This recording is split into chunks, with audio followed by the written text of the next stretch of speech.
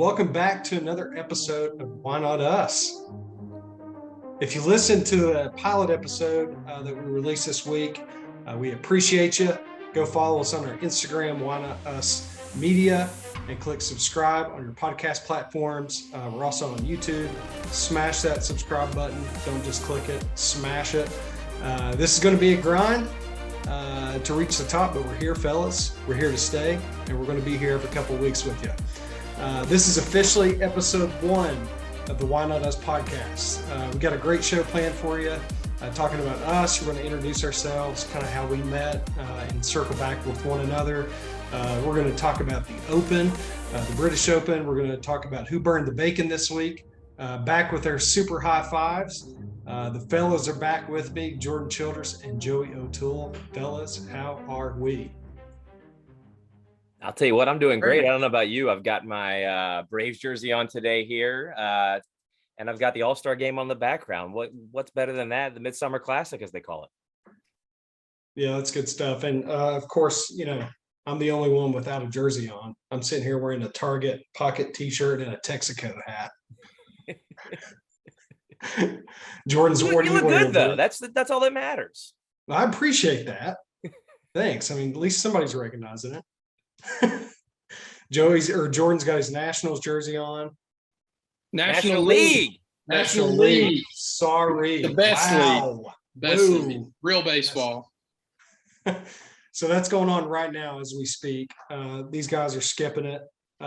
Obviously, Jordan and Joey are super into baseball, so we're skipping it for the they'd rather spend their time with you guys. Exactly. Watching that stuff. Who wouldn't? So to start off with, how about we do a round robin of sorts, introducing ourselves to the pod in the world. Talk a little bit about who we are. So who wants to go first? I think our host should go first. Yeah, I agree. Okay. I think you got it, buddy. I'm going first. Screw it. All right. So grew up in Hayside, Virginia. What's your name? Oh yeah, my name's Ryan Jones. I forgot about that. It's like, it's weird when we're talking to one another. It's like you feel like everybody should know your name, and we say our names like on the screen, but I don't think in the recording it actually pops up. Anywho, Ryan Jones from Hayside, Virginia, was born in Norton, Virginia, raised on Big Ridge. I went to college at the University of Pikeville, worked a couple of corporate jobs after college. Realized that the corporate life really wasn't for me. So now I'm a full-time entrepreneur, own a coffee business, as well as a consulting and marketing business. And now I'm on this podcast with these two hooligans, sorry. And also, what else about me, guys? I live in Kentucky, in Pikeville, over in the east part of the state in the 606. And I've been here since 2006. So when I came to college, played baseball in college here, and really never left. Just kind of fell in love with the area, met a lot of good people here, and decided to stay here. And I think a lot like Jordan, the Appalachian roots, being in the Appalachian Mountains, it just sort of takes a hold of you, and it's hard to leave. Love to travel, a little bit of interesting stuff about myself, love good craft beer, love to play golf. And that's about it for me. Well, you're a new father as well, Jones. Oh gosh, my gosh, how did I not say anything about that? Yeah, new father, little boy. So been married for a couple of years now.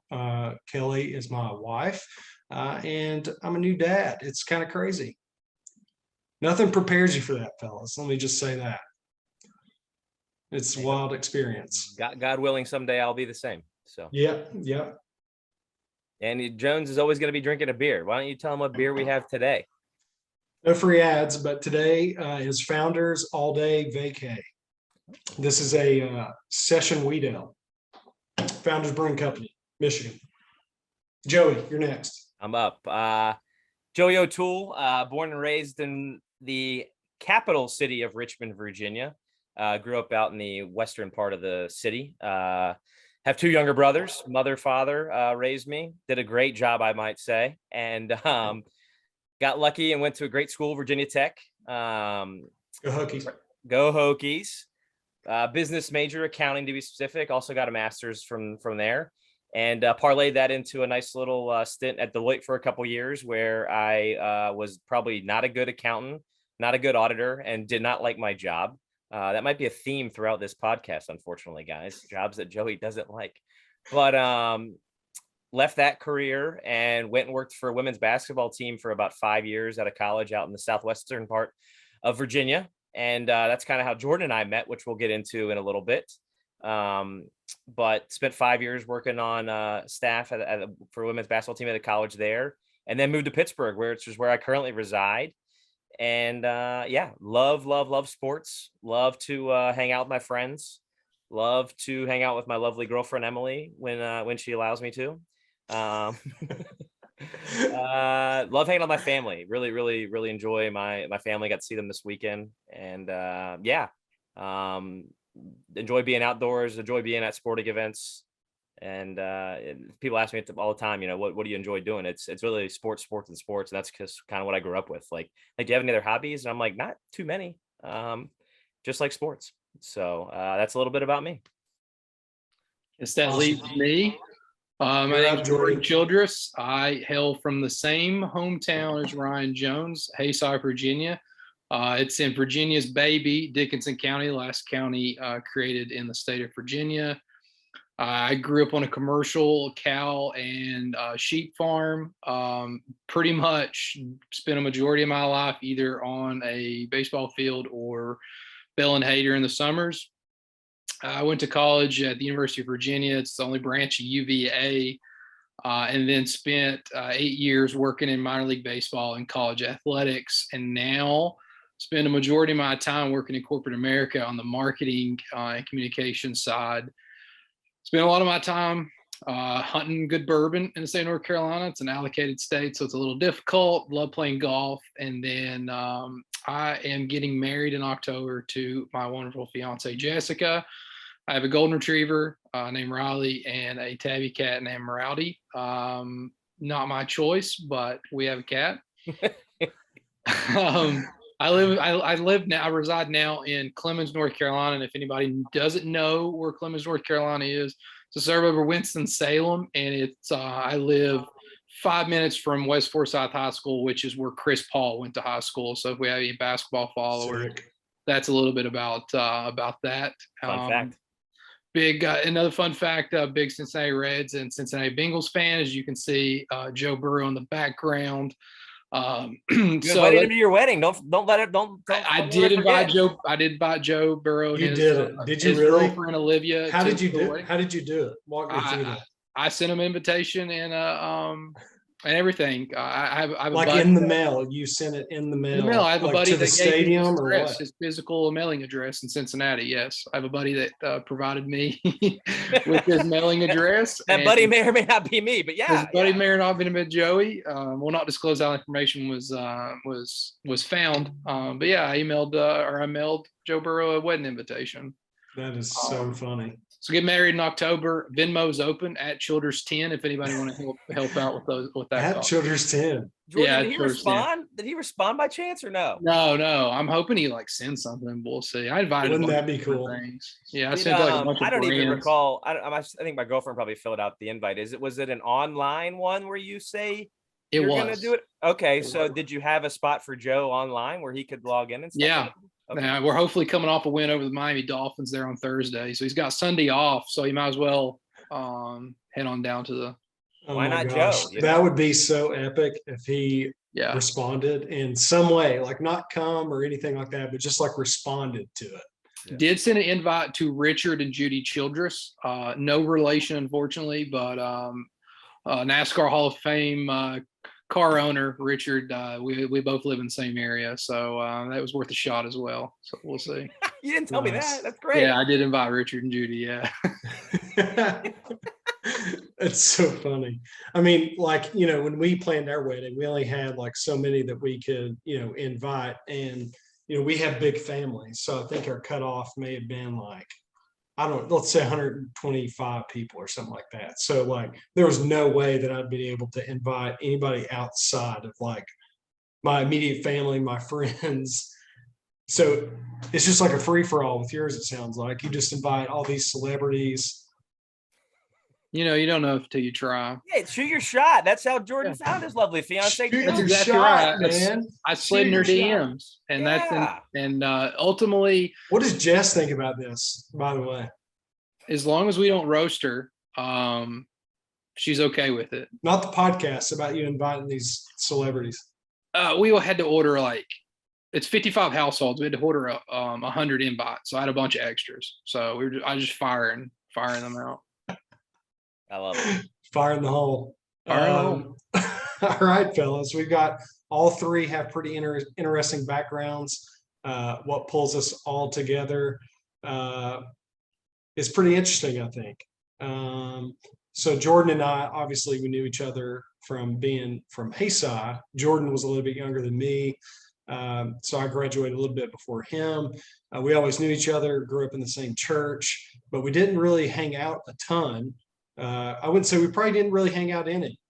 We high played school, 1 year of Little League baseball together, which is a lot of fun. You saw me hit a lot of home runs. I strike saw, out a lot of people. Jones was a little pudgy 12-year-old that was just killing the baseball. The way my birthday fell, I was an 8-year-old playing as a 9-year-old, and which I was like in a different league with that because there was kids always a year older than me. And then Ryan, who was multiple grades ahead of me, is just absolutely throwing gas and hitting bombs. And but yeah, we were acquaintances, and then later in life we found this newfound relationship and friendship through much of random connections, and that will lead to why Joey is part of this podcast. Yeah, so I guess I knew Joey before you, right, Jordan?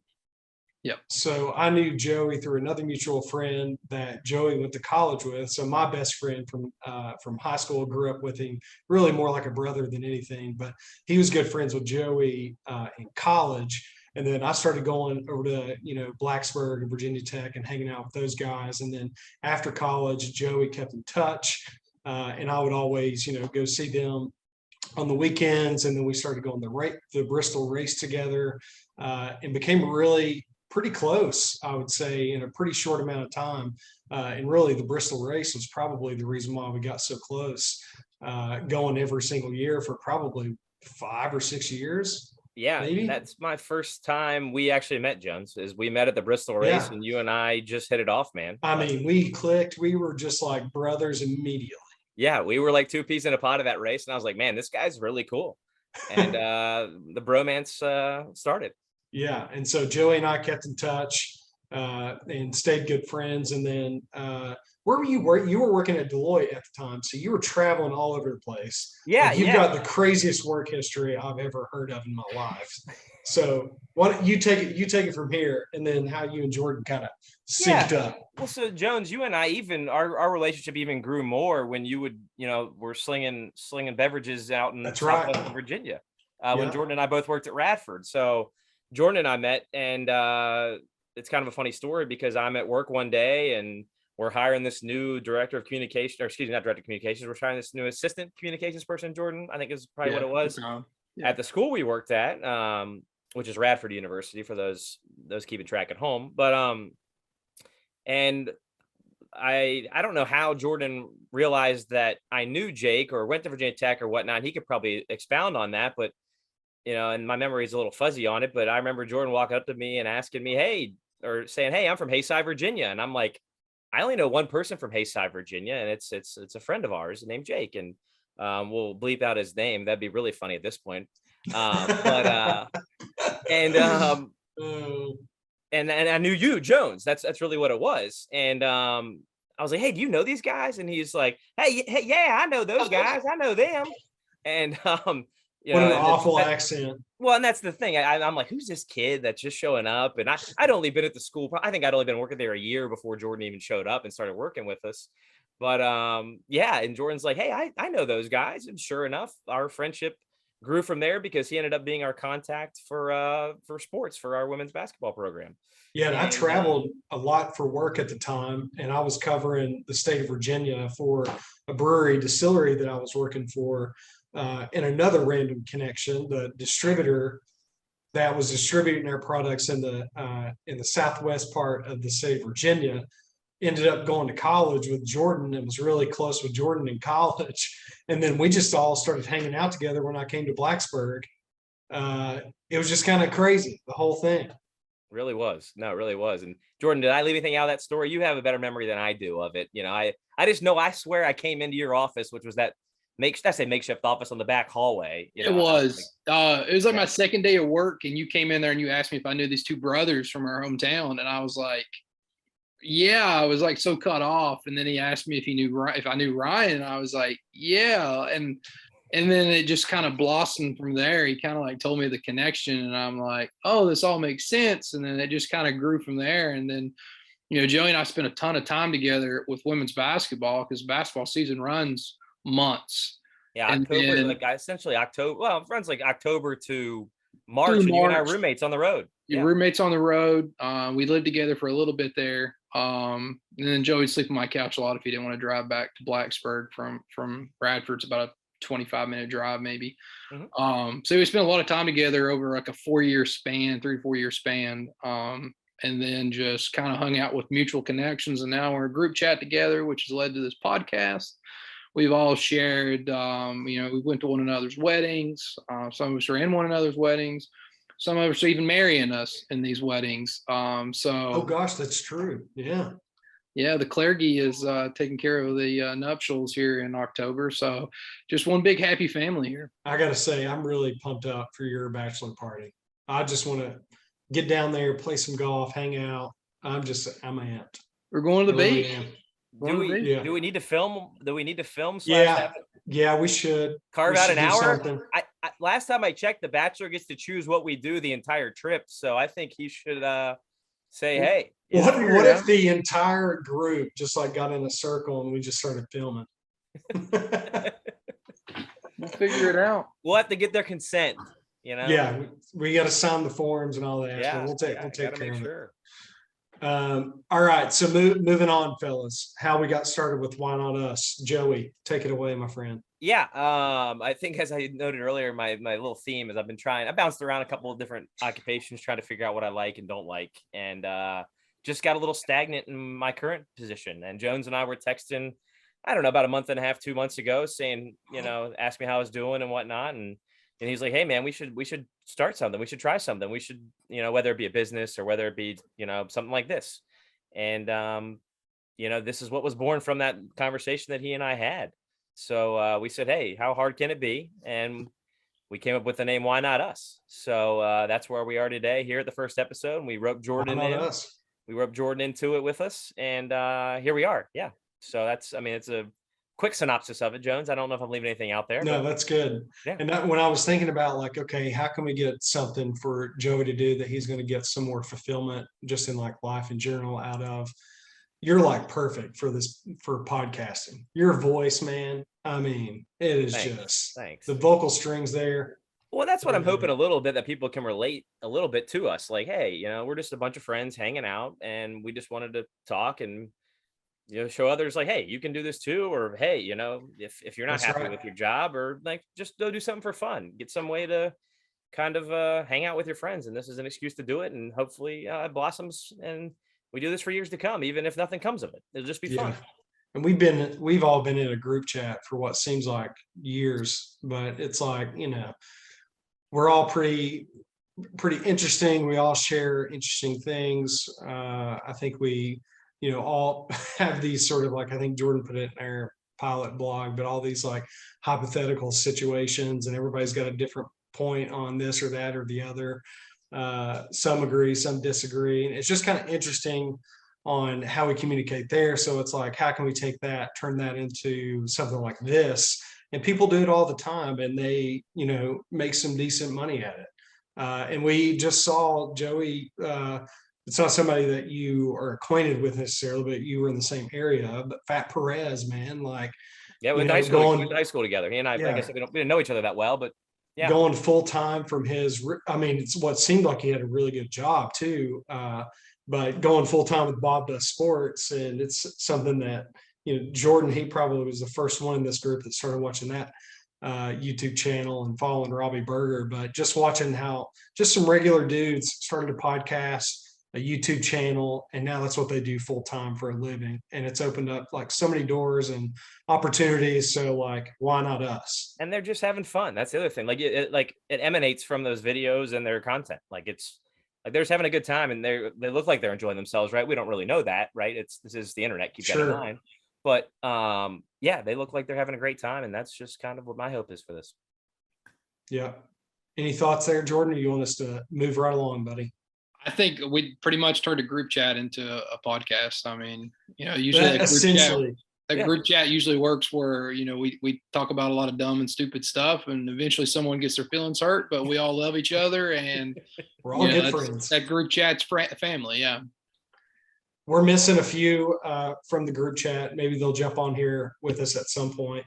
Again, they got to sign all the waivers and forms and stuff, but we'll we'll get through it. All right, moving right along, fellas. Let's talk about the Open here for a second. Cameron Smith, the mullet flowing free in the wind, the mustache sticking like 5 birdies on the back 9. You would have thought this guy was Joe Dirt's brother. Drinking 1 million beers out of that claret jug and $2.5 million richer.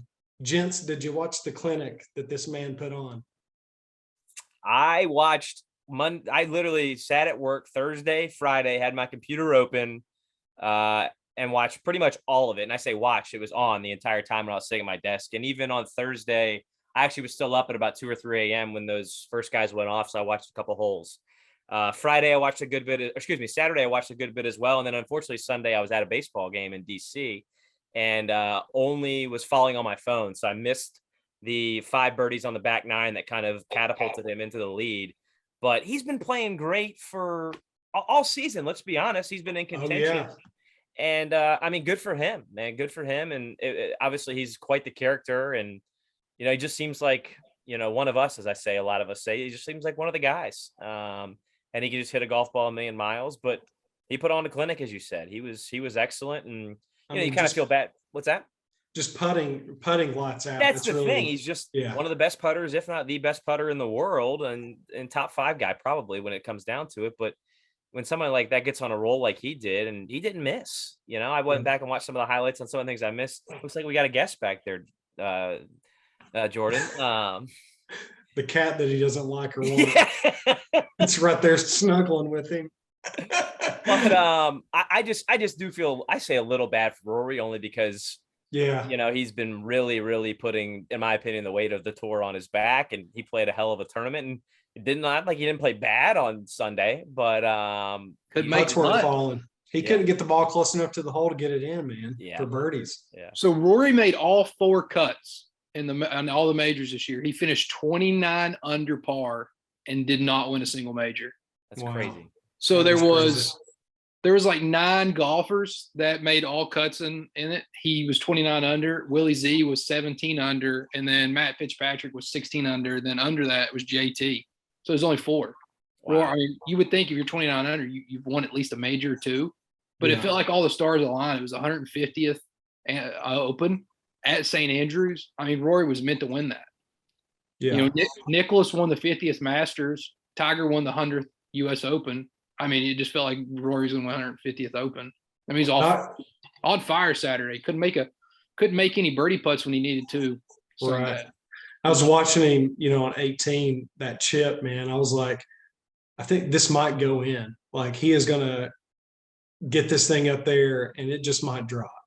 And when he hit it and like the angle from the TV, it looked like it really had a shot at going in, but he hit it a little bit too far and really didn't give himself a chance for even birdie. And I think that birdie putt that he missed cost him like over $300,000, which of course to Rory, it really doesn't matter. But second place, I think was around 1.5 and what was third place, 9.6 or no, I'm getting the numbers wrong.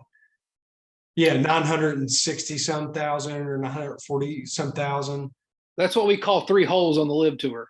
Yeah. But for real, But for It's real. insane. for real. Oh, did you all notice too? I didn't really realize this, but the the NBC or whatever didn't cover any really the live golfers aside from like Dustin Johnson because he was in contention. But Phil Mickelson, did you see him on TV? you make a good point there, and I'm curious about that.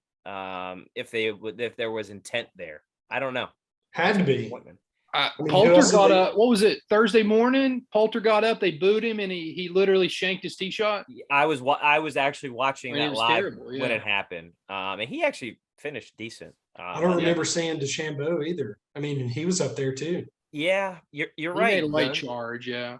I Hey. didn't even think about that, man, and I guarantee you nobody publicly would want to say that either. Or even I don't even think I even read anything. Anybody saying that's a fascinating take.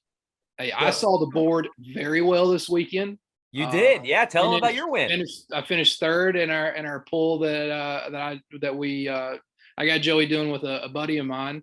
I was one stroke off of winning the whole thing. Lost out on a tiebreaker, but Sam Burns shooting 8 under. We do daily best, and Sam Burns shot 8 under on Sunday. That catapulted 2 guys ahead of me. But I saw the board the best I had in a very long time. And then Joey had a pretty good weekend too on. Yeah, little I do. golf So Something. how much money did you throw down, and how much money did you win? It If was you don't mind me $20 asking. buy-in. Third place took 250. Second place did like 600 and some, and then first place won like 12 or 1300.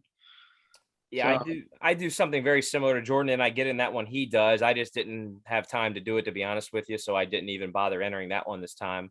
But I do one. We do 15 guys. We all throw in $20, and I finished first. So we just use one of the daily fantasy platforms and use the free function of it, and then just send around the money outside of the platform.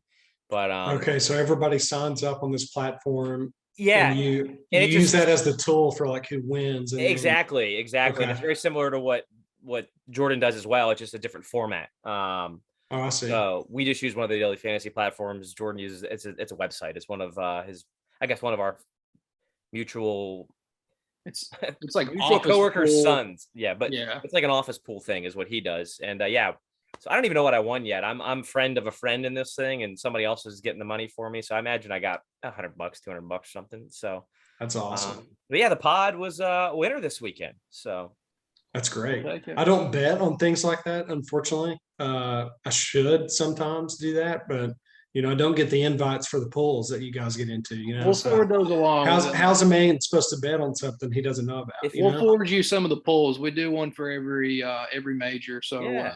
you got the Masters to look forward to coming up. So I'll have to get that approved by Kelly first, but we'll see. there you go. I was going to say too, one thing we didn't touch on is the rumors going around about Cameron Smith going to live, Yeah. which it seems like that's probably going to happen.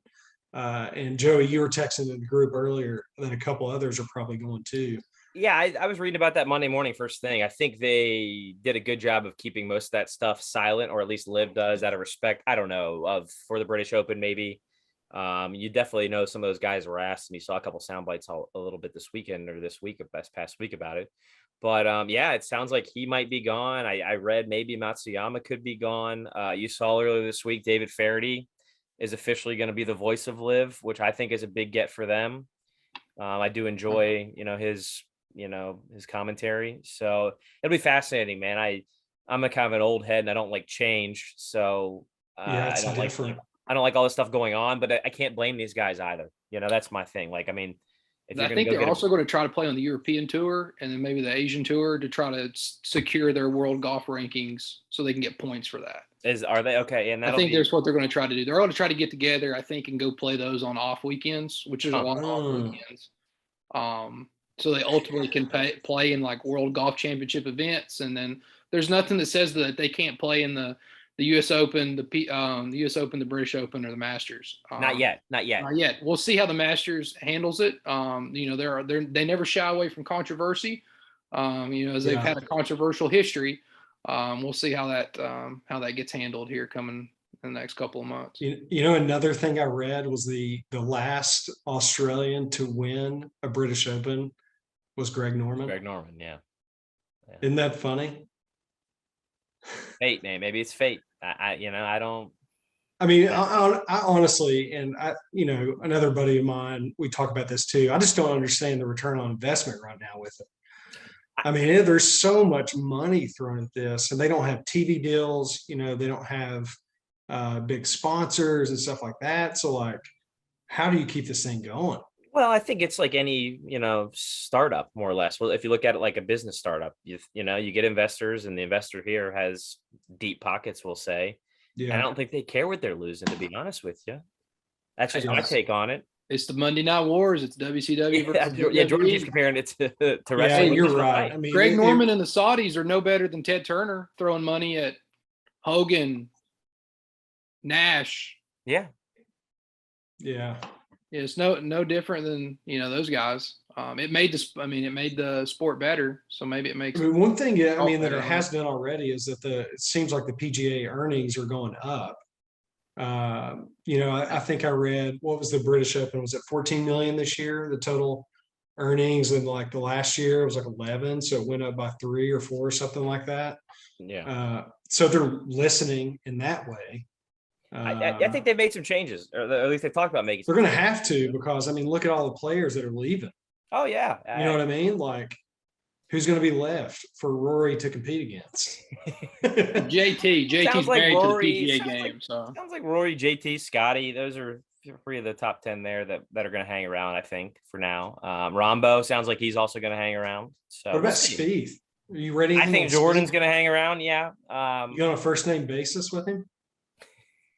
I go where Kiz goes. Jordan Childress is a big Kiz guy. Folks. I tell you, man, I love watching his content. When he gets on foreplay or whatever, I think he's great, man. He's a character that the people need to see more of. He's who he is. That's the best part about him, man. I'll be at the Wyndham Championships here in a couple of weeks to see if he can repeat his title. He kind of seems like he would fit in with us too, just like a group of good old boys. You know what I mean? Absolutely. And there's a video out there that my introduction to Kisner was that video of him on YouTube, I don't know, years ago, where he gets thrown out of his own golf club because he and all his boys just get drunk and drive golf carts around, which I thought was the greatest thing ever. And he I would lives never on do that that, golf but- course. Yeah. Aiken. It's the oldest country club in the United States. Yeah, they threw him out of it. He got suspended there for a little bit, I believe. At least what I read. But He's Yeah, like fact. racing go-karts on the back nine or something or not golf carts. Golf carts, Yeah. We should fact check him on that, Jordan, and we'll do a follow up on that. No, on- that's on a real social media. thing. That's a real thing. Okay, real. okay. Joey's story's true. Okay. All right. So we get on the Open. I thought it was great to watch. I mean, the Open's always hard to watch just because of the time difference. But we subscribed to Peacock this year, and that was great to go on there and just kind of catch up. And they had really good, segments you could watch, and they kind of break it up on the different groups and highlights and that kind of thing. So I try to catch up when I could, that way. I don't know. Where'd you guys watch it? Same. Same. Watched it all on Peacock on Thursday, Friday, and even Saturday for that matter. Honestly. USA Network in the mornings. They were nice about having that on there too. Yeah, they had it on there as well. But no, I agree, Jones. The thing, and I forget this about the British Open every year, but everybody starts on the first tee, so they're not going off double tees, so it takes forever. So I mean, they started at 2:00 and they're 2 a.m. here, and it was still going at like 6 p.m. the first 2 rounds at least, and they've got all day and all night anyway over there because it's laid out for so long this time of year. But I'll tell you what, one thing, I wouldn't mind a few courses around here with no trees. You know what I mean? Amen. Yeah, come play golf in the mountains, fellas, and see what you shoot. Okay, Not good would be the answer. not good. Low 80s probably. Weather was not a factor this week at all. No. It played and it pretty usually is significant, right? Usually. there. Yeah. And that's what Especially makes St. Andrews. links golf so tough. It's crazy, man, when they hit their driver and how far the ball rolls. I mean, it is just, and you never know, like, you can't really see it on TV, but like the terrain and how it's like really hilly, and like you never know where the ball is going to really end up. I think it's pretty cool too. If you watch those guys, if you look at their putters really close, they add a lot of that weighted tape to it. So like Tigers was very noticeable this week. He had tape in multiple different places. They want that putter to be heavy. So they definitely, those putts that are like, I don't know what, 20, 30 yards, they want to try to make sure that they stay through that ball pretty heavily. And then a lot of those guys carry a ton of wedges. Pretty sure that's why Cam Smith won. His short game is probably the best on tour right now. Yeah. I mean, I think he carried like 4 or 5 wedges. And I mean, he was just throwing darts all weekend. I read something too that he on Saturday night, so he went out to the practice green and just like spent a bunch of time putting because he didn't feel like the putts were really sinking. So Saturday night he spent some time on the green, and obviously Sunday it paid off. Well, and he Dude was remember like, how what, 5 birdies in a row on the back nine? Like, remember how stagnant he was Saturday. Like he didn't play bad either on Saturday. He had that one rough hole where he hit into the crap, then decided, well, hit it into the rough and decided he wanted to hit it, out of there with being standing in the bunker, and he should have probably just played it out to the right and taken his, stroke there and moved on. But he ended up hitting Yeah. the more crap. Other than that, he didn't play terrible, I thought, on Saturday either. But like you said, he didn't putt well Saturday, so he didn't make enough birdies, didn't make enough putts, and was 4 or 5 back. So and we know now that 2 beers will fit in the claret jug perfectly. And he said he was going to drink about 20 of those on Sunday. So, I mean, 20 times 2, that's getting after it. that's 10 claret jugs worth, if my math's right. Also, shout out St. Andrews. It's open. It's open. Anybody can walk their dog, walk. It's like an open park. It's like literally like a municipal Of heaven. course. Yeah. That's cool. I mean, anybody can be out there. I mean, it's wild. I'd love to go out there. I mean, I just love Europe in general, all the old architecture. And I mean, it's just kind of neat, and the history that's there. It'd really be cool to go there and play some golf on any of the courses over in that area. I will say, come August on my bachelor party, we are playing a links course. It does have a ton of water because it is at the beach, but it is links style. It's gonna be a lot of elevated fairways. You're gonna have a lot of shots with the ball above your feet. I'd say our group is going to donate a lot of balls to that country club. Yes. Probably. Yeah. I will be probably closer to the top of that list. Sorry to interrupt the program, but we wanted to let you know that Why Not Us is brought to you by Lincoln Road Roastery based in Kentucky. Lincoln Road is a coffee roastery and cold brew coffee and tea brewery. If you want good coffee, sparkling tea, or kombucha, look no further than Lincoln Road. They have locations in Northern Virginia and Pikeville, Kentucky, or you can also visit their website at lincolnroad.coffee to receive coffee every month. And you can also check out some of the cool merch they have as well. Lincoln Road reminds us all to drink good coffee and do good things. Use code WhyNotUsPod to receive 10% off of your order. Back to the program. Yeah, we are just talking about how Jordan is going to have his bachelor party, and I'm going to probably donate a ton of balls. The whole to the golf group, probably. Well, as you said, the whole course. But Yeah, the whole let's be group. real. I'm okay at golf, but I'm of these 3 the least good at golf, we'll say. And speaking of things that upset me, like hitting balls into the water, that's a nice transition for us into our segment of what's burnt Joey's bacon this week. Who burnt the bacon? All of us, right? And we all brought something to burn our bacon this week. or everybody. I don't know, but we're gonna start with mine because But it started with you. Well, yeah, because of my love for bacon, of course. Which I had Saturday and Sunday today. By the way, let me talk real quick. Saturday, my cousin came over, brought 2 different pounds of bacon with him, and delicious to start. Sunday at the Nats game, we always go into the PNC club now. It's kind of our thing, and thankfully for my aunts for taking care of us, kind of like my pseudo mothers as well. But all you can eat brunch. So of course I had probably another pound of bacon there, but just delicious.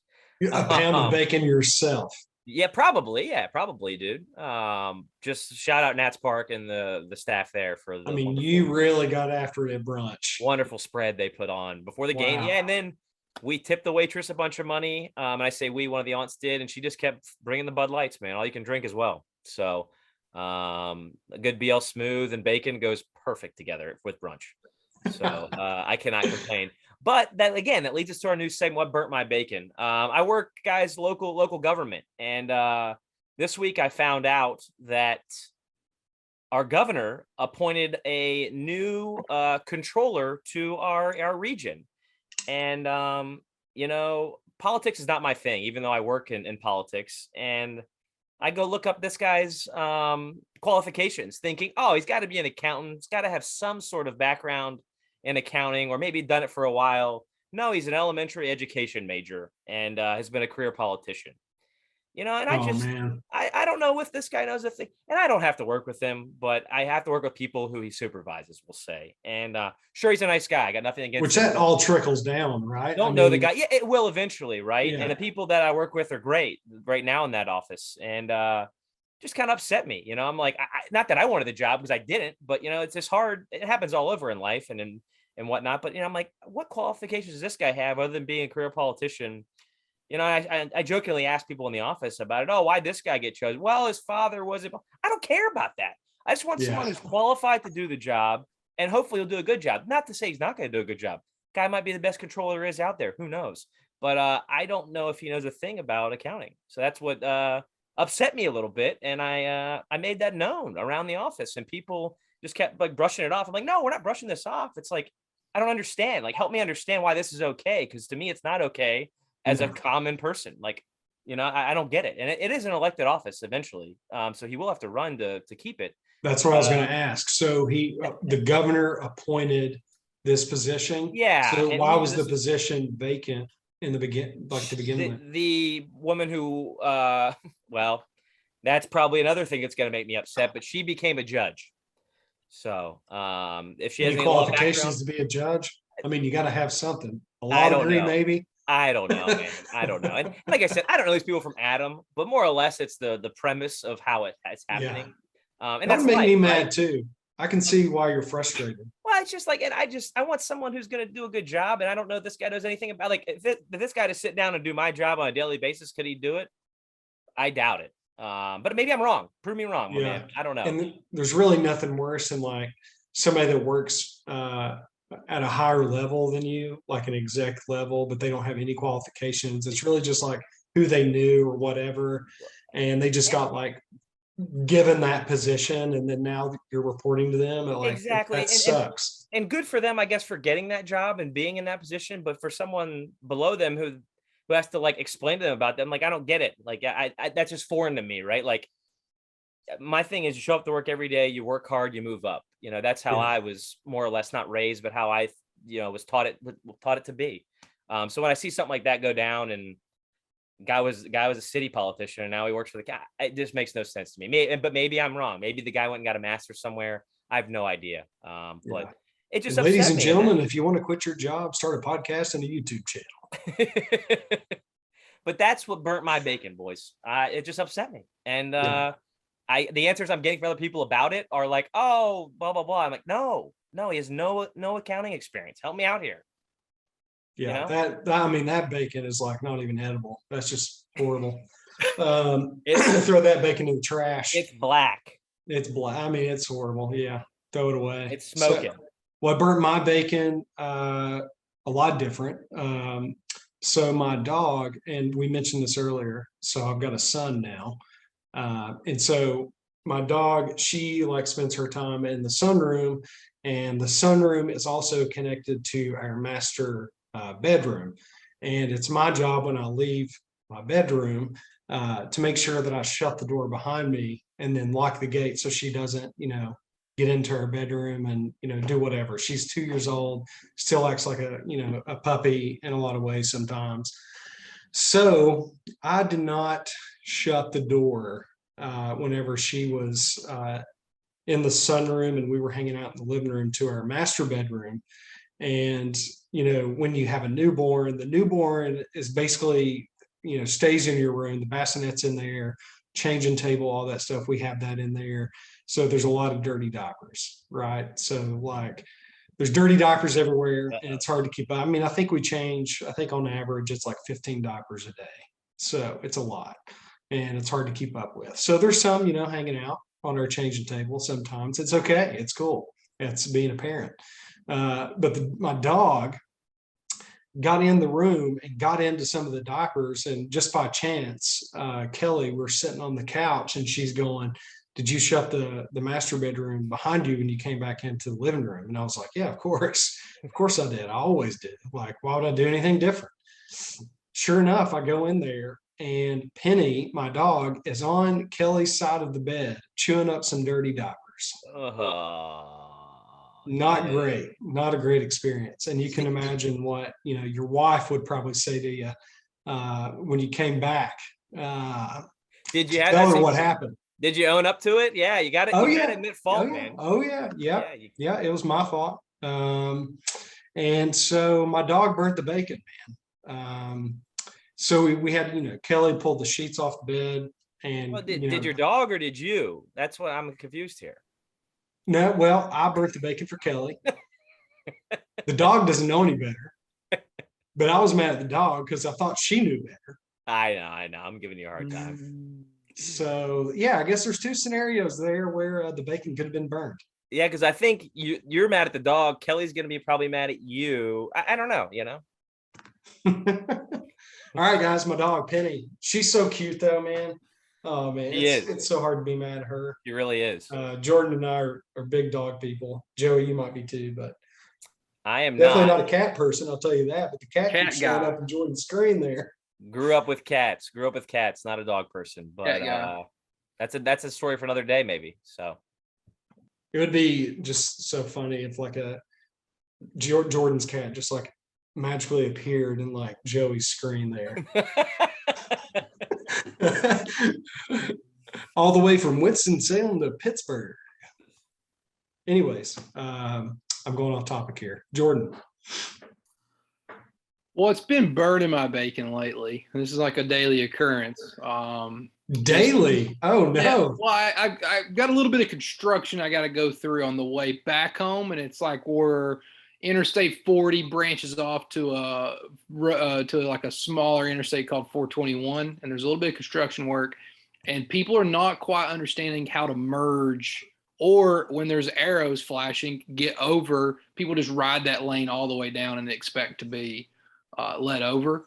There's too many free handouts in this country. I'm sorry. Like, you're going to have to follow the rules. I'm not going to let you over. I'm sorry. That just burns my bacon. It's like people don't know how to merge anymore.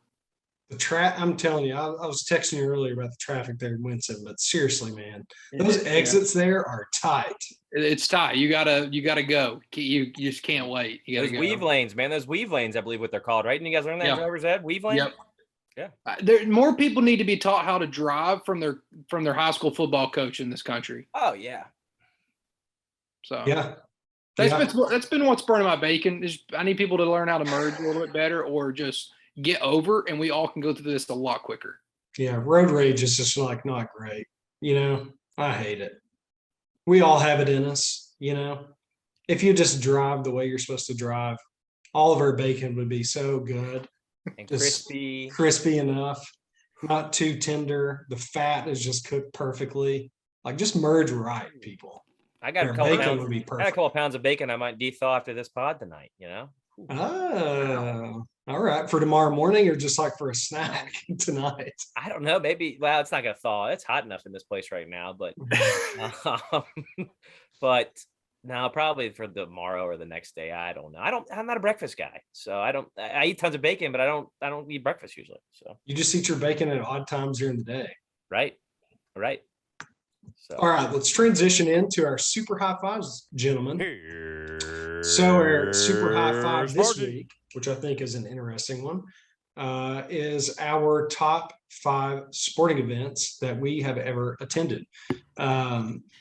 So this is really any sporting event we attended. Originally, we thought we were going to do 5 professional summer events, but it turns out there really isn't that many professional sporting events in the summer. So we sort of pivoted pretty quickly, and we came up with this one. So I think it's a really good one. And so Joey, how about you? You want to kick us off? I mean, you went first last time. I love leading maybe- off, man. In baseball, I was the leadoff hitter, and I don't mind leading off every time All for the right. boys. That's And good. I was a damn good leadoff hitter too. I'm not gonna shy away from that. I think you can ask anybody who played with You me. hit the first pitch, or what do you do? I was a lefty, so I bunted a lot, man. Not that bunting is a thing anymore, but lefty, quick, small, didn't really grow till I was a sophomore, junior in high school. So leadoff bunter, lefty, got down the line. Nice. So for me, guys, number 5 we'll stick with the theme of baseball. I got to be in attendance in 2018 at Truist Park when Ronald Acuna Jr. hit a grand slam in Game 3 off of Walker Buehler, and the park went absolutely bananas. Here's where I would like to insert a video of me or a video of it happening of me at the park. But it was a nuts. So the Braves, that was their only win of that series, divisional series. And since then, obviously, we've now won a World Series. But I was there, and I had actually just gone to Virginia Tech Notre Dame game the day before. Fun fact about it. But it's just a memory of mine that'll be etched forever. It was unbelievable just how nuts the stadium went. It was in the first inning when it happened, and it was crazy. So number 5 for me, Braves game, divisional game 3 of 2018. Number 4 for me was recent. I'll be honest, guys. I've always, and you guys know this about me, always loved college basketball. And this year, the NCAA March Madness first and second rounds were in Pittsburgh. And one of my little side things that I do is I work men's and women's games at Duquesne, running the scoreboard, shot clock, or game clock. So Duquesne was the host here locally. For those not familiar, the colleges in these areas are the ones that become the hosts for these rounds. And Duquesne was the host, so they pulled the table staff over, and I got to work the first and second rounds, all 6 games. Yeah, all 6 games in the first and second rounds, and it was unbelievable, man. I got to sit courtside, and it was great. It was just something that I'd been to one as a kid, but never been that close and watched basketball at that high of a level before, on the men's side, that is. So very, very cool for me. Number 3, I've been to 2 home run derbies, also apropos to this baseball thing we got going on. In 2018, I got to go to the home run derby at Nats Park. My cousin Maggie works for the Nats. Shout out her. I was there this weekend with her at the game. So I was there. And actually 2006, I was outside the stadium in Pittsburgh. Dad, mom, brothers, and I, we all went up to the game. And we actually were on the bridge during the home run derby. We didn't go to the game. We didn't go to the home run derby. We didn't do anything else other than the fan fest, but we just wanted to be a part of it. And my dad wanted to be a part of it. And our summer vacation sort of coincided with that. So very, very cool for me. Number 2, back to the NCAA tournament. For those that now know, I was director of basketball operations for women's basketball program at Radford University. And we got to participate in the NCAA tournament in 2019. We were a 14 seed. Got to go to Maryland and participate in that. And big dream of mine, like I just talked about, was playing in one as a player or coach. And I wasn't good enough to be a player. So as part of a coaching staff, I got to be in one. And man, that was cool for me, cool for the kids.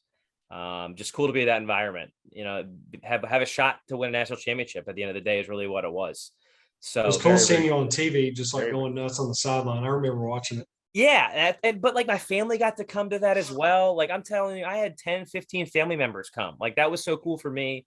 Like just seeing them there, like seeing them in my element. And that was the best job I've ever had. And I think I've told you guys that before. Like it wasn't a day of work ever for me. And Jordan was there as well. So right, Jordan, I think you were there. Yeah. I was not there. No, you weren't there. That's right. I had to leave for them to get over the hump to win the championship. However, was on Ryan's bachelor party. He was in Brevard, North Carolina. I forgot. I'm sorry. I screwed that up. Yeah, they were not both. Jordan was not there. I thought he was, but he had moved on at that point. But yeah, so for me, that was one of the coolest things, man, just to be in a part of that. And number 1 for me, guys, is something that I don't know if it's my favorite one, but it was number 1 because of how difficult this is winning the Triple Crown in horse racing. So that year that American Pharoah won back in 2015, I was at 2 of the 3 legs. I went to the Preakness in Maryland and the Belmont in New York. So I was there in 2015. I still have the $2 ticket that I bought, never cashed to him to win. I think he probably was like 1 to 2 to win that day or whatnot. But I'll never forget, like Bob Costas was there and I was like trying to yell at him and say, "Hey, Bob, what's up, Bob?" Like just being annoying, like some drunk, annoying person. I'll never forget like the New York song they play afterwards, but I was there, and he was the first Triple Crown winner since 1978 with Affirm, excuse me. And now Justified's done it since then in 2018. But just the gravity of that situation and that sporting event, I think had to be number 1 for me because, it hadn't happened in what was that? Almost 40 years, and now it's happened twice since then, obviously, or once since then. But yeah, so that was my 5, guys. It was something that was cool. Memory I'll have forever. You've been to some pretty awesome events. Yeah, I love it, man. I've been lucky. I'll say mine are a lot weaker. How about I'll just go ahead and dive in. Not that I've not been to a lot of sporting events. No, but we can always also Some of move these them- around, Jones. We can always Yeah, switch yeah. these around. Like, if you think mine should go last versus yours first or whatnot, or No, you got Joey, different. yours, you should be first, man, because yeah, yours are just so good. My number 5. So the first PGA event or first like professional golf event that I went to was the Greenbrier Classic over in West Virginia.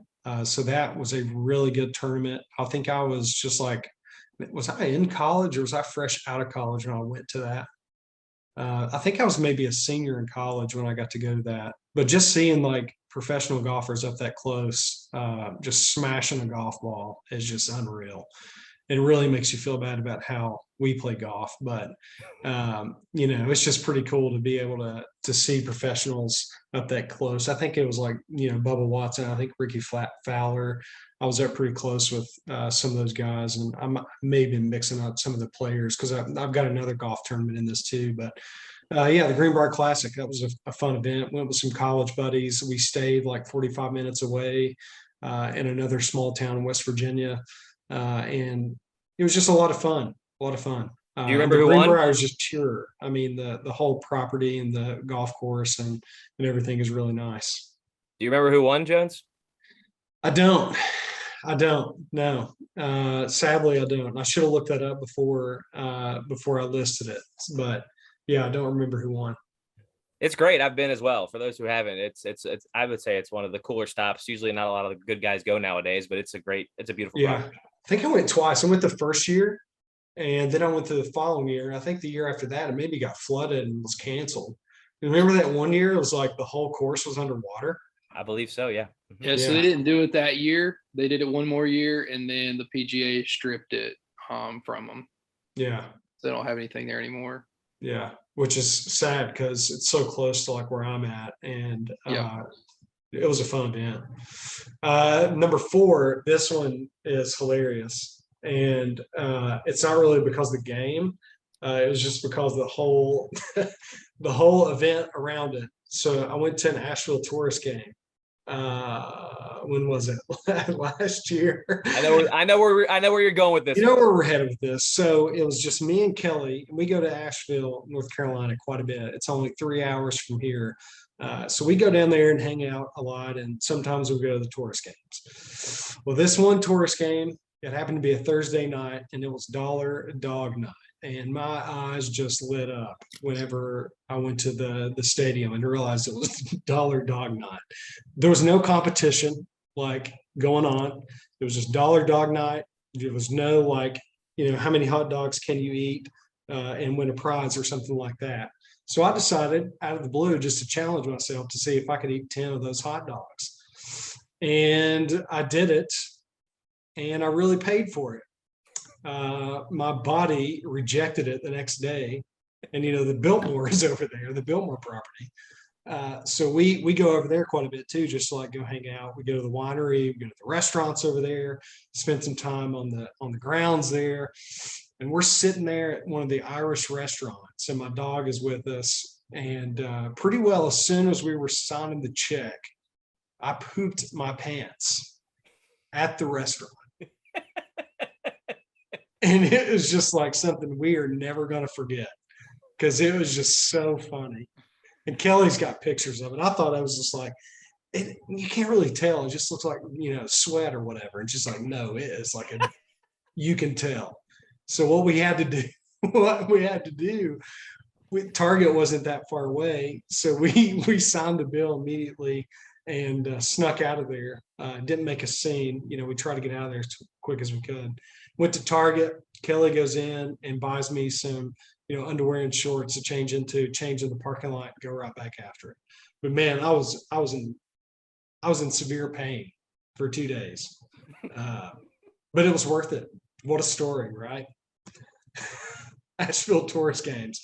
And the game ended up getting, we left in like the 7th inning because it got like rained out, but then they fired it back up. They ended up winning. I think a guy hit a grand slam. So it would have been a great game to finish out if we would have stayed, but I was in bad shape. Anyways, number 3, the Virginia Tech and Tennessee game at the racetrack in Bristol. That was a ton of fun. the whole day was just like a lot of fun. It felt like we were at a race again, just like tailgating all day. You know, we really start early, go out there, get a tent set up, and really do it right.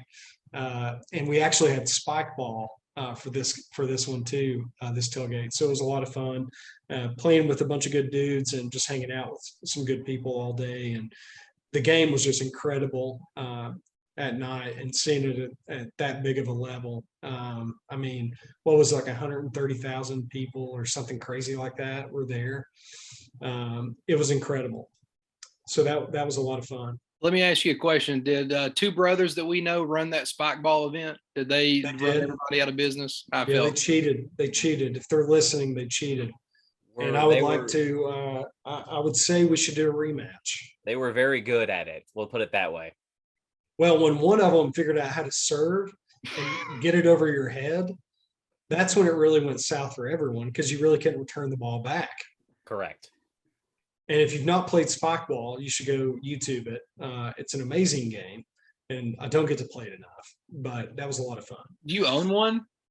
No, I don't. I can't remember whose that was. If, I don't recall either, Jones. I don't. we'll round recall one that. up, take it to the beach. Yeah, we should. I mean, it's a lot of You're on fun to play. sand. Yeah. Yeah. All right. So number two, this was when I definitely was in college. I got to go to a master's practice round. So a buddy that I played baseball with, he's from Wise, and his dad entered a competition online or something for like a giveaway for tickets for the Final Four and for the Masters, and he won both of them. Wow. So he got to go to the Final Four, and then turned right back around and got to go to the Masters. And they invited me to go with them to the practice round on that Wednesday before the tournament started. So got to go to Augusta, walk the course all day, and just like, again, be right up against all the professional golfers. And it was just an incredible experience. And, one that I wish, that I hope I get to go back. I applied for tickets again this year. I'm sure Jordan and Joey, you did too. Maybe we'll hit it at some point. Once you get in, are you in for life, or do you have to apply every Yeah, year? reapply every year. I'm 15 years and haven't been picked yet. So Yeah, It's the that annual, was fun. That was cool. the annual tradition, like any other, when you get that email. Yeah, and I kept like a souvenir cup. I still drink out of it, and everything's cheap there. Like $3 for a beer. Oh, Pimento yeah. cheese sandwich is like really cheap. You wouldn't think that a lot of things at the Masters Golf Tournament would be, that cheap when you're drinking like a $3 16-ounce beer, But anyhow, the golf was good, the time was good, and now the cat is back. All right, and number one, and this one is like, we've already talked about this, but our stretch of going to the NASCAR Bristol night race for that many years in a row, and just like being with all you guys that whole weekend. I mean, those were some of the best times of my life. And I don't regret it one bit. And that's how Joey and I got so close. And man, it was just a fun time. And I hope we get to go back again with our families, someday, and get the gang back together again and go do it. That would Be a little that- bit different these days, I'll say that, but we'll still have a good time. That would be a great idea, though, dude. Honestly, at some We point, should. that was my honorable mention. It's funny that you mentioned that Virginia Tech game. I didn't even think about that one, but that I was there as well. I was just trying to come up with bigger events for me. And that's what I came up with. But you're right, all those are great memories, man. Those are awesome. Yeah. All right, that's me, man. Jordan, off to you, buddy.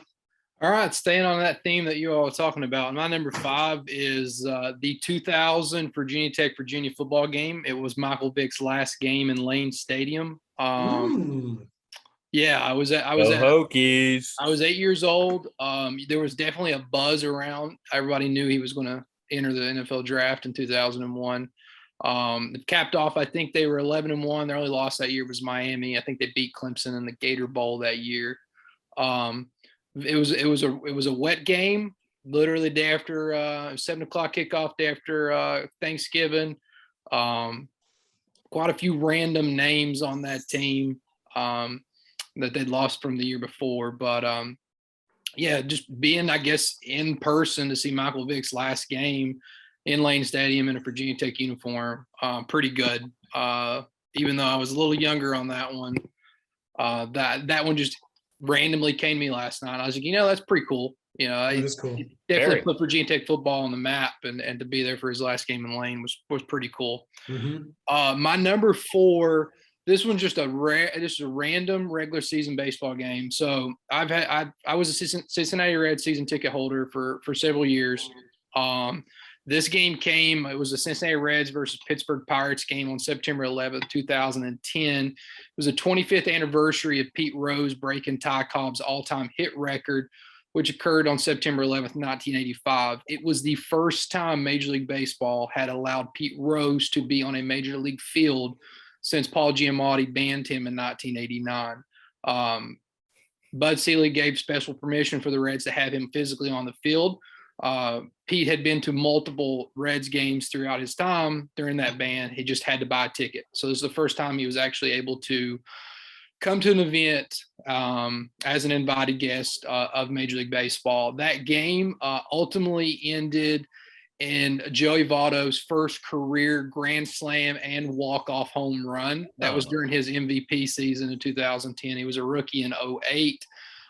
So that was pretty cool. I'll always hold that one. And that was the first time I had gotten to see Aroldis Chapman in person. We traded in our season tickets and got some tickets behind home plate. And it was pretty impressive watching him throw 105 not too far away on that. My number 3 on the topic of what is going on tonight was the 2015 Major League Baseball All-Star Game. The Midsummer Classic was in Great American Ballpark in Cincinnati.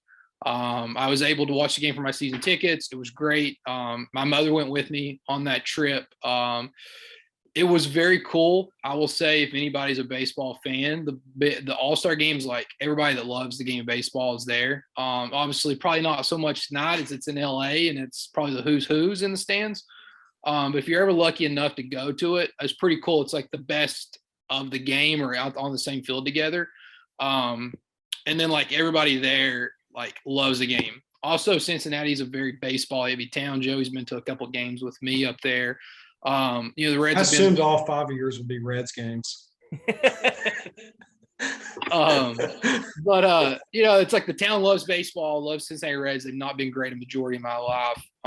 They've had 8 winning seasons in my 31 years of life. So it's a little bit rough, but that was like definitely a high moment. My number 2 is definitely, it's going to be the Home Run Derby in 2015 to see Todd Frazier win it in his home stadium on a walk-off against Jock Peterson. It was the first year that they'd implemented the clock and the extra bonus time on the home runs. The stadium erupted when he won that. And he was the first, he's the first player to ever win it in their home stadium until Bryce Harper did it in 2018, like Joey was talking about. That was an unforgettable night. Just that emotion and just being so cool. So I had my Todd Frazier Home Run Derby jersey on. I had on that night. It was pretty cool. How poetic. What's that? How poetic, exactly. So I'm working it back into the night's theme. And then number 1 for me, we've kind of talked about Bristol Motor Speedway, but I know it as Bristol International Raceway. My parents had season tickets from 1983 up until 2002 when we let them go. My first race ever was I was in the womb. It would have been the Valleydale 500 and when August of 1990. The spring of Valleydale 500 in the spring of 91. It would have been in March back when Bristol raced there. So mine are 2 parts. It would have been the Goodyear 500 in 1995.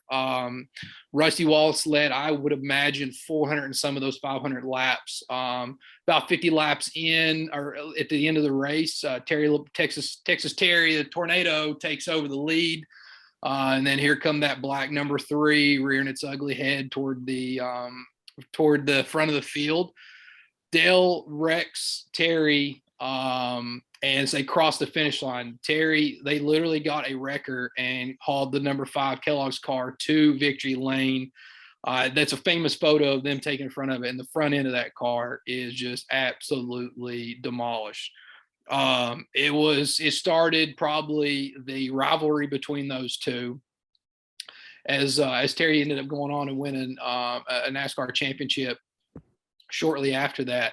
And then it's a two-part as 1999 comes back. Another dominated race. Terry leads pretty much all the laps. And then right as the finish, the famous quote of I didn't mean to wreck him. I just meant to rattle his cage. As Dale turns Terry in turn 3, crosses across the finish line, takes checkered flag in his last win at Bristol, which is pretty cool to be in attendance there. Our season tickets had always been beside this family that lived in Bluff City, and the wife was a Bobby Labonte fan and the husband was a Terry Labonte fan. My dad always sat to the side. They sat to the left of us. My dad always sat beside them. It was very ironic. The guys decked out in Kellogg's gear. My dad's decked out in Dale Earnhardt gear, and that is the only time I've ever heard Dale Earnhardt booed in my life. I've watched him race at a lot of different tracks that we traveled to. There was a mix of cheers and boos. It was incredible.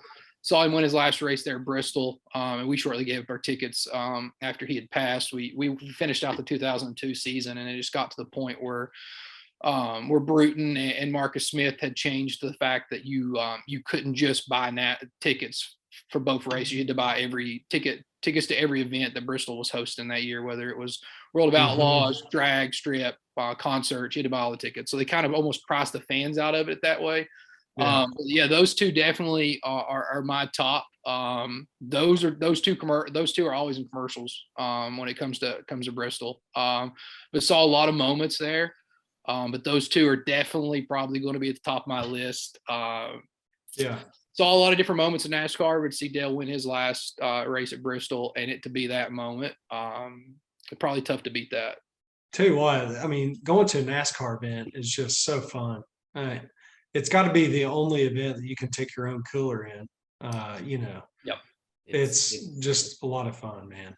I always tell people, and people judge it because it's more of a we'll call it Southern sport. Obviously there's tracks in the North and West and Midwest and whatnot, but it gets that association. How about it? I always tell people don't judge it till you try it when it comes to that, because it's a blast. Sure. It really is. It's about the company you keep there as well. Yeah. But it's a sport that I think you gain a lot of appreciation for seeing it in person. So yeah. And seeing it at Bristol at night on that short track, I mean, it's just insane. I just love the reflection of the lights off the cars. And I mean, you guys know this about me too. I'm a big NASCAR guy. I love it. And it's just great. It's a fun sport. I really, really wish more people would get into it. I remember as a little kid, we didn't have season tickets. Well, we did have season tickets. They weren't physical seats. Our seats used to be in the Yarborough section. But we used to take a cooler and sit in turn 2 before they filled all the seats in. And you would just take a cooler and you would just sit on the grassy bank.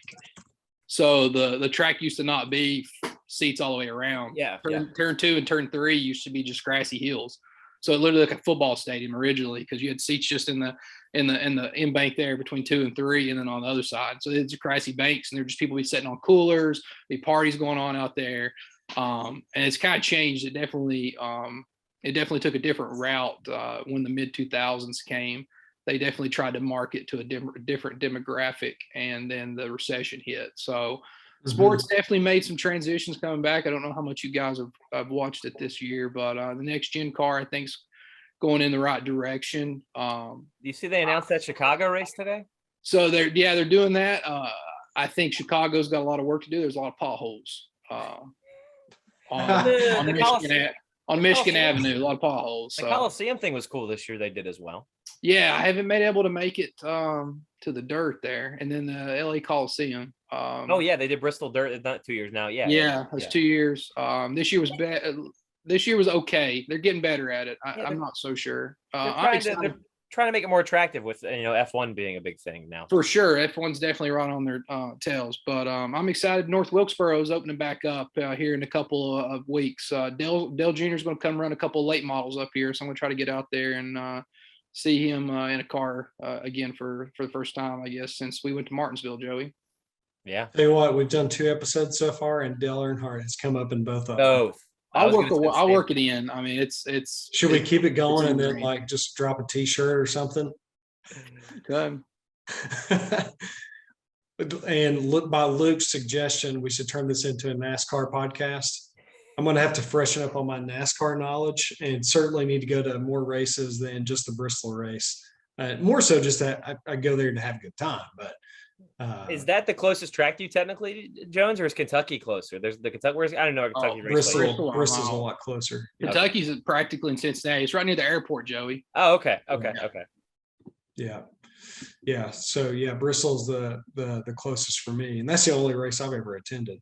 Has been the Bristol race. There's a lot of cool ones out there. Yeah, I think I've done four tracks cool now. ones out there. Yeah. Nice. I'd like to go to Daytona.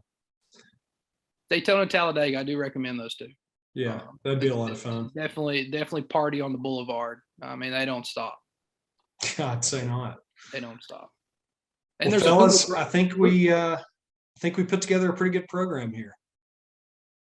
sounds good. We had 2 Zoom links. We got through it. Going to be uploading over an hour of footage for you guys to listen. So listen on Spotify, pretty much wherever you get your podcast, Amazon, Google, Apple. Listen on all those platforms. Keep up with us on Why Not Us Media on Instagram. And we also have a YouTube channel, Why Not Us Podcast. Go check that out. And if you want to reach us directly, reach us at whynotusmedia@gmail.com. Gentlemen, do we have anything else to say to send this podcast off? We've got about 30 seconds left. I got nothing. Thanks for listening, guys. We appreciate Absolutely. you. Thanks, If you made it this far, thanks for taking the time out of your day to listen to a couple dudes talk. Yeah. Why not us, fellas? Subscribe and leave a 5-star review. Thanks, guys. Yeah.